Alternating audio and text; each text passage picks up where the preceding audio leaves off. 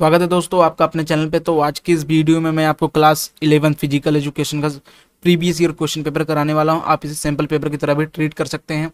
इस पेपर से आपको कंप्लीट प्रैक्टिस हो जाएगी 5 अक्टूबर को जो फिजिकल एजुकेशन का एग्ज़ाम है। ठीक है, ये पेपर मैं इसलिए कराया हूँ ताकि आपको क्वेश्चन पेपर का लेवल पता चल सके, एमसीक्यू कैसे आएंगे, प्रीवियस ईयर क्वेश्चन आप देख के समझ जाएंगे। ठीक है, कितने मार्क्स के आएंगे, ये सारी चीज़ें आपको इस वीडियो से समझ कंप्लीट आ जाएगी। तो इस वीडियो को आप कंप्लीट वॉच करें। मैं वीडियो ला नहीं पा रहा था कुछ दिनों से क्योंकि मेरे भी एग्ज़ाम चल रहे थे, लेकिन अब मैं वीडियो लाने की कोशिश करूँगा। और मैं इसका चैप्टर नंबर 3 योग को मैं 5 अक्टूबर से पहले कोशिश करूँगा कि अपलोड हो जाए, नहीं तो उसके बाद तो मैं सारे चैप्टर कर ही दूँगा। ठीक है, तो आइए इस वीडियो कंप्लीट वॉच करिए। और इसमें मैं कुछ क्वेश्चन मैं खुद कराऊंगा और कुछ आपके लिए दूंगा जो आप घर से प्रैक्टिस करेंगे और हमें कमेंट में उसका आंसर बताएंगे। ठीक है, तो आइए स्टार्ट करते हैं। तो हमारे सामने पहला क्वेश्चन है, फिट इंडिया कार्यक्रम की शुरुआत कब हुई? तो इसका करेक्ट आंसर है 29 अगस्त 2019। तो करेक्ट ऑप्शन है बी।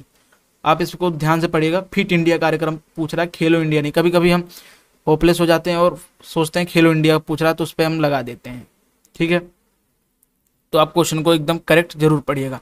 सेकेंड क्वेश्चन है, प्राचीन ओलंपिक खेलों का प्रारंभ कब हुआ? तो इसका करेक्ट आंसर है ऑप्शन डी, 776 BC में प्राचीन ओलंपिक है उसकी शुरुआत हुई।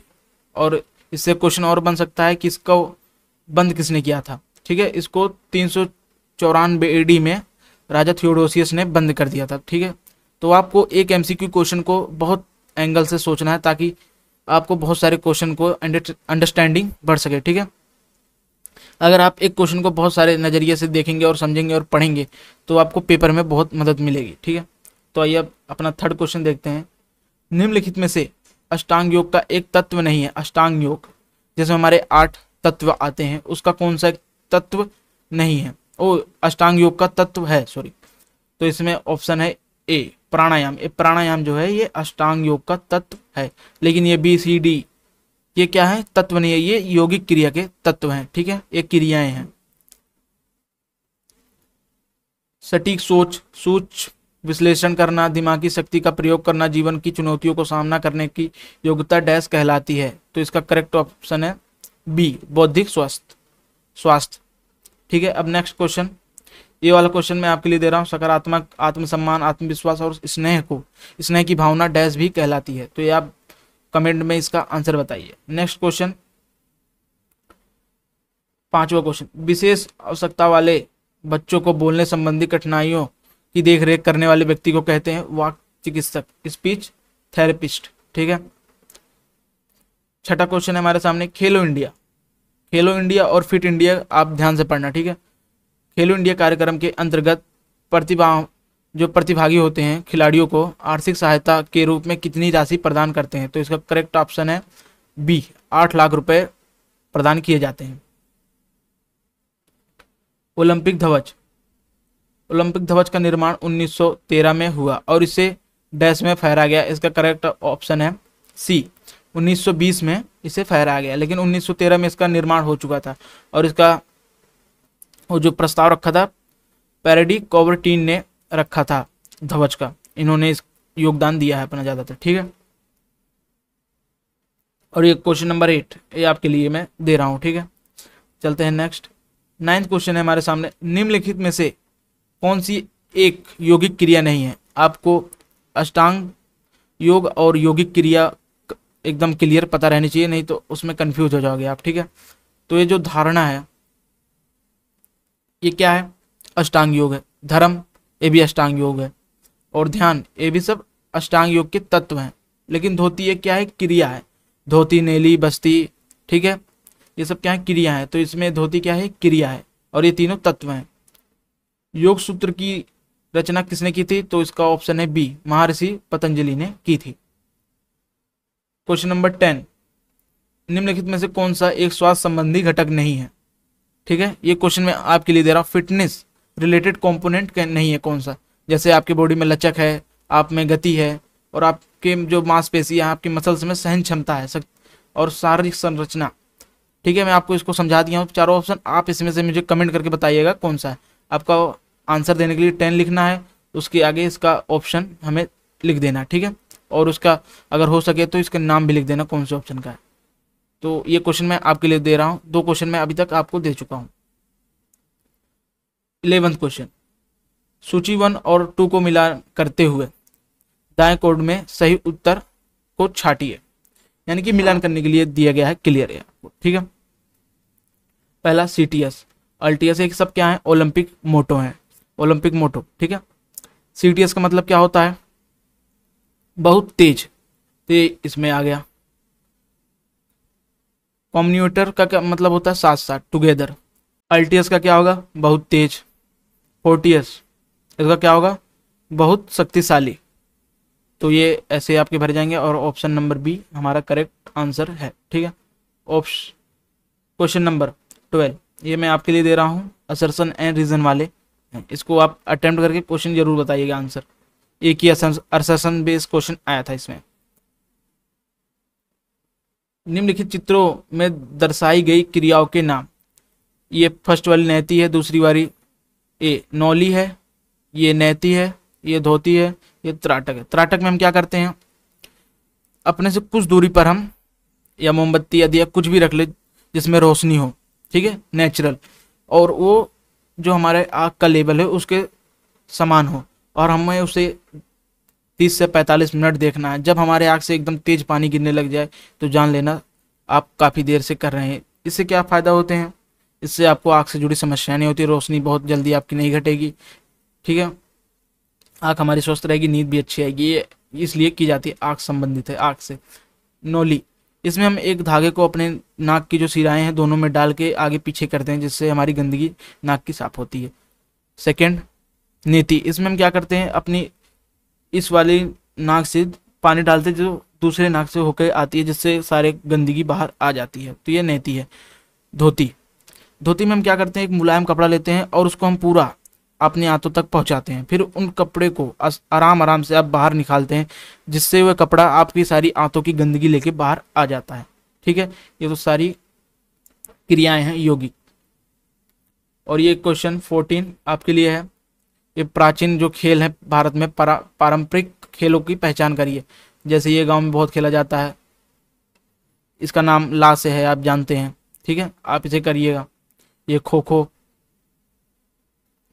एक क्वेश्चन में आप ये इसका आंसर आप कमेंट में जरूर देना। नेक्स्ट, रिव्यू फैसिलिटी किन किन खेलों में उपलब्ध है, यानी कि रिव्यू, ठीक है, ये क्रिकेट में उपलब्ध है, ओडीआई T20, इसका उपयोग करके हम इसका उपयोग खेलों में पारदर्शिता लाता है, पक्षपात होने की संभावनाओं को हटाता है, ठीक है। 16 क्वेश्चन, अब यहाँ से हमारे लिखने वाले क्वेश्चन आ जाते हैं। शारीरिक अक्षमता और बौद्धिक अक्षमता में अंतर।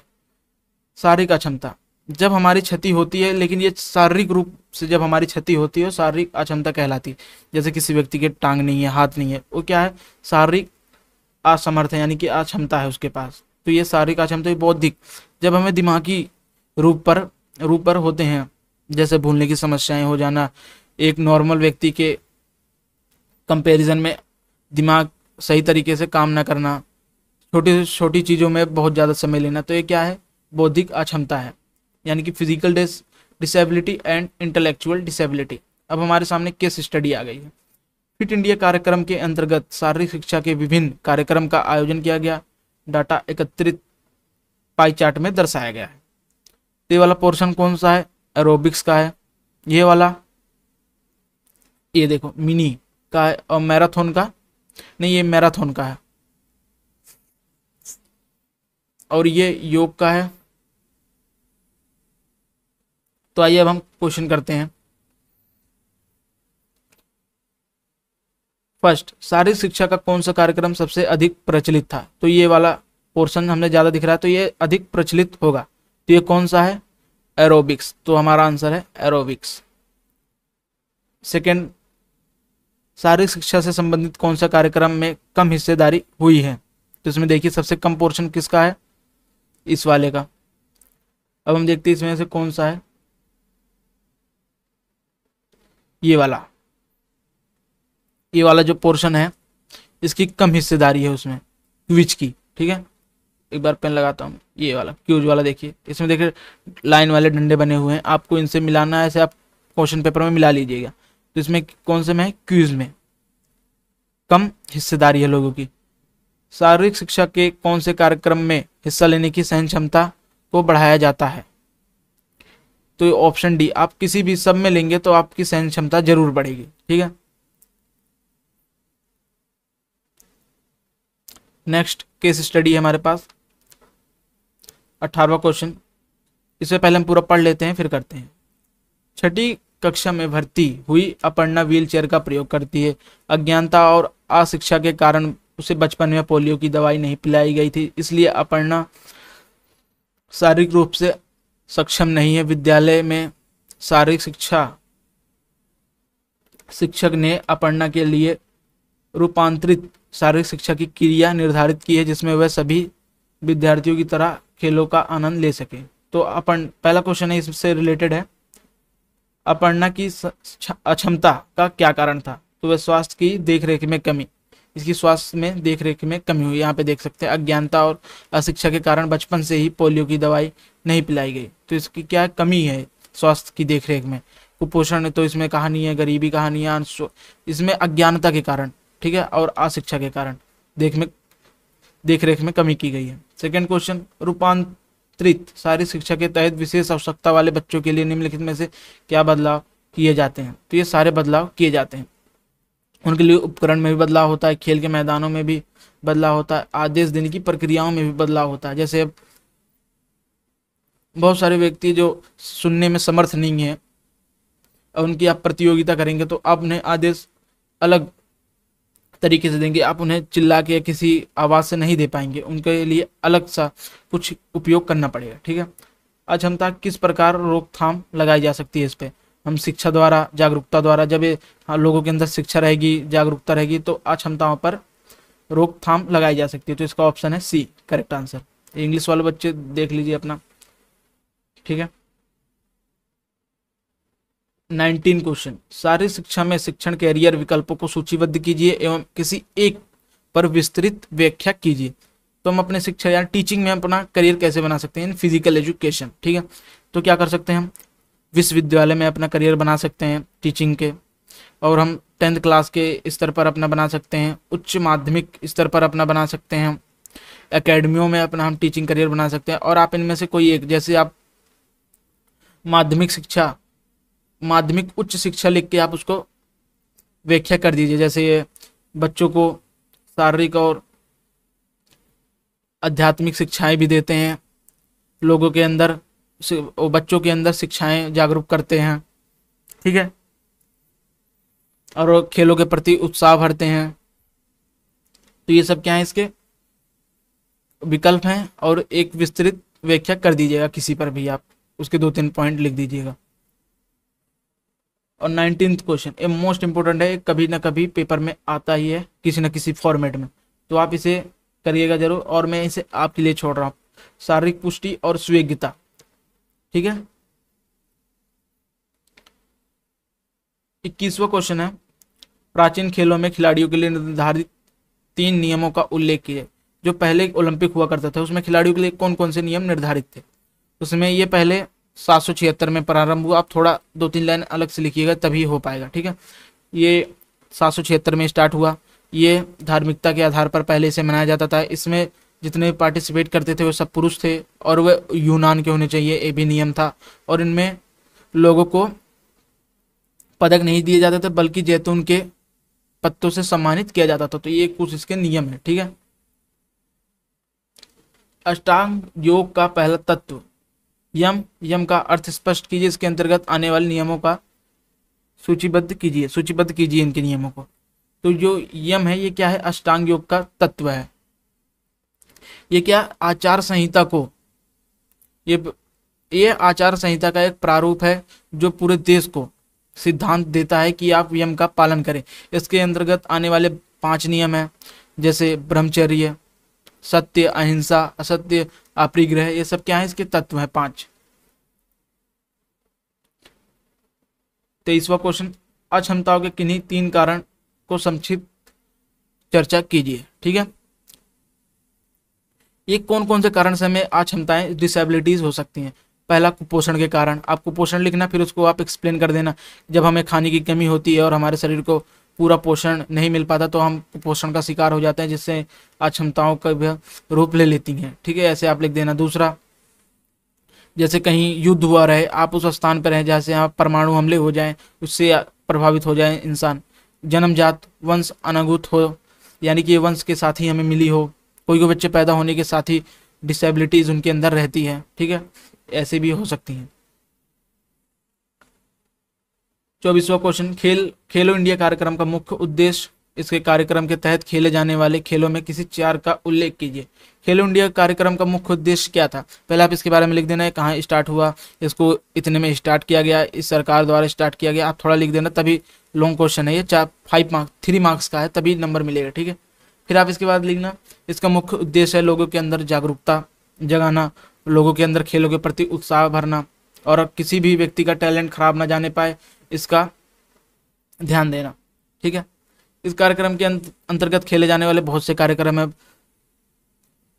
तीर कमान है, भालेबाजी है, कुश्ती है, बॉक्सिंग है, स्विमिंग है, ये सब क्या है, इसके अंतर्गत खेल हैं जो आते हैं। 25वां क्वेश्चन, प्राणायाम से होने वाले लाभ। ये क्या है, अष्टांग योग का एक तत्व है। ठीक है, प्राणायाम कैसे होता है, जब हम अपनी सांस को अंदर बाहर करते हैं तो प्राणायाम कहलाते हैं। इसके 3 घटक होते हैं, पूरक, कुंभक, रेचक। पूरक में हम सांस को अंदर लेते हैं, कुंभक में हम सांस को रोक के रखते हैं, फिर रेचक में हम छोड़ देते हैं। तो क्या इसके 3 घटक हैं, आप पहले बता दीजिए। प्राणायाम से हमारा श्वसन प्रणाली बेहतर रहता है और हमें श्वसन से जुड़ी समस्याएं नहीं होती। ठीक है, ये बताइए, फिर इसके लाभ बता दीजिएगा, फिर इसके रेचक और कुंभक पूरक बता दीजिएगा। ठीक है, इसके 3 क्या है, ये फैक्टर है। त्राटक क्रिया से होने वाले लाभ, ये मैं आपको बता देता हूँ। त्राटक क्रिया, ये मैंने आपको ऊपर ही बताया था। त्राटक क्रिया क्या है, ये यौगिक क्रियाएं हैं। ठीक है, ये यौगिक क्रिया है जिसके अंतर्गत हमारी आँख स्वस्थ रहती है, हमें आँखों से रिलेटेड कोई बीमारी नहीं होती, हमारी आँख की रोशनी बहुत जल्दी नहीं घटती। ठीक है, हमें पूरी नींद आती है, आँख में जलन चुभन कुछ भी नहीं होता, यानी कि हमारी आँख एकदम स्वस्थ रहती है। तो ये क्या है, इसके लाभ हैं। 26वां क्वेश्चन, आधुनिक ओलंपिक खेल व प्राचीन ओलंपिक खेलों में कोई 3 अंतर बताइए। यानी कि आधुनिक और प्राचीन ओलंपिक में यानी कि अंतर हमें बताना है, और मॉडर्न एंड एंशिएंट। ठीक है, तो आधुनिक ओलंपिक में इसका आयोजन हर 4 साल में होता है। इसको किस रूप में बनाया जाता है, वैश्विक बढ़ोतरी और शांति के रूप में इसे बनाया जाता है। 2 पॉइंट हो गए। तीसरा, इसमें जो प्रतिभागी होते हैं वो किसी भी देश के हो सकते हैं, लेकिन प्राचीन में इसे 4 साल में एक बार मनाया जाता था, इसको भी, लेकिन इसे धर्म के आधार पर मनाया जाता था।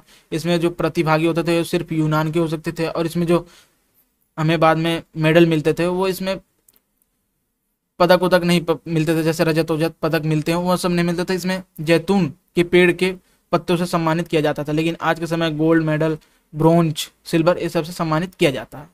ये हमारा 26वां क्वेश्चन। अब 27, योग का इतिहास पुराना है, योग भारतवर्ष का ही देन है। जो योगा है वो भारतवर्ष की ही देन है।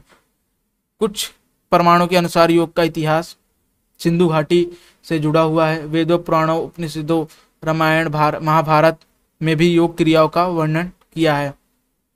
पहले के लोग भी क्या करते थे, योग किया करते थे, लेकिन पतंजलि के योग अनुसार योग के सूत्र में योग का शास्त्रीय वर्णन प्राप्त होता है। उन्होंने अष्टांग योग तत्व का वर्णन किया है, जिसमें से प्राणायाम, आसन, ध्यान आदि का सर्वाधिक प्रचलित है। योग शब्द का अर्थ क्या होता है, किसी चीज को जोड़ना। जब आत्मा का परमात्मा से मिलन हो जाए उस क्रिया को योग कहते हैं। हम अपने आप को भगवान से कैसे कनेक्ट कर सकते हैं, योग के द्वारा।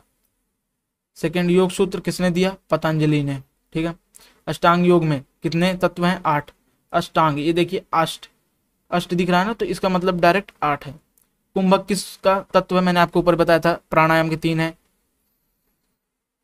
कुंभक, रेचक, पूरक, कुंभक, रेचक, ये तीनों हैं।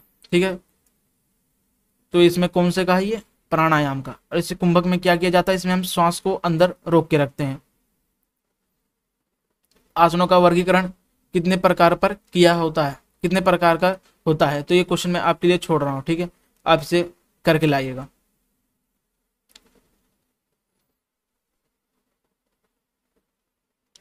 जीवन में शारीरिक पुष्टि के मुख्य उद्देश्य क्या है, विस्तृत में व्याख्या कीजिए। क्वेश्चन नंबर 28 है। और ये सुयोग्यता का हमारे जीवन में क्या महत्व है, ये मैं आपके लिए दे रहा हूँ। चलिए हम ये वाला क्वेश्चन डिस्कस कर लेते हैं। शारीरिक पुष्टि का मुख्य उद्देश्य, हमारे शरीर पे वसा को कम करना इसका मुख्य उद्देश्य है। शरीर में गति लचक को बनाना, रोगों से बचाव के लिए, मानसिक शारीरिक दबाव को कम करने के लिए शारीरिक पुष्टि की आवश्यकता पड़ती है। और इसके मुख्य उद्देश्य हैं, जैसे आप जिम, इसको एक जिम की तरीके लीजिए। जिम आप किस लिए जाते हैं, जाना आपके शरीर पे फैट ना रहे, वसा कम हो, आप एकदम एकाग्र रहें, आपका माइंड जो है स्थिर रहे, इधर उधर भटके ना, इसलिए जिम जाते हैं आप ना। और शारीरिक रूप से आपको कोई भी बीमारी ना हो, ठीक है, तनाव ना हो, ये सब क्या है, शारीरिक पुष्टि के मुख्य उद्देश्य हैं, जिसके लिए हम फिजिकल फिटनेस को अपनाते हैं। 29 क्वेश्चन है, ओलंपिक की अवधारणा स्पष्ट कीजिए, ओलंपिक मूल्य को विस्तृत व्याख्या में बताइए। ओलंपिक की अवधारणा क्या है? ओलंपिक क्या है? ये वैश्विक शांति और देश के एकीकरण को बढ़ाता है। इसका मुख्य उद्देश्य यही है कि पूरा विश्व का एकीकरण हो जाए और सब लोग शांति से रहें और एकता से रहें, ये इसकी अवधारणा है। और इसके मोटो, इसके मूल्य आप डिफाइन कर दीजिएगा एक एक नंबर में। जैसे क्या है इसके आदर, श्रेष्ठता, ये सब क्या है इसके मूल्य है। आत्मसम्मान, इसके मूल्य हैं, आप इसको लिख के बता दीजिएगा एक एक नंबर में। जैसे श्रेष्ठता, किसी भी चीज को जीने में नहीं, किसी भी चीज को जीतने में नहीं बल्कि जीने में श्रेष्ठता है। आदर बता दीजिएगा, आत्मसम्मान, ये सब आप एक एक नंबर में व्यक्त कर दीजिएगा एक एक लाइन में, तो आपको कंप्लीट नंबर मिल जाएंगे। आप थोड़ा कोशिश करिएगा ओलंपिक के बारे में, आप थोड़ी एक्स्ट्रा नॉलेज से स्टार्ट करें। जैसे इसकी शुरुआत ये हुई, ये यहाँ से प्रचलित हुआ, ठीक है, फिर उसके बाद में ये क्वेश्चन का आप आंसर करना स्टार्ट करें। शारीरिक शिक्षा को परिभाषित कीजिए, शारीरिक शिक्षा के मुख्य उद्देश्य की व्याख्या कीजिए। तो शारीरिक शिक्षा क्या है? एक शिक्षा है जो हमें शारीरिक गतिविधियों द्वारा दी जाती है, ठीक है।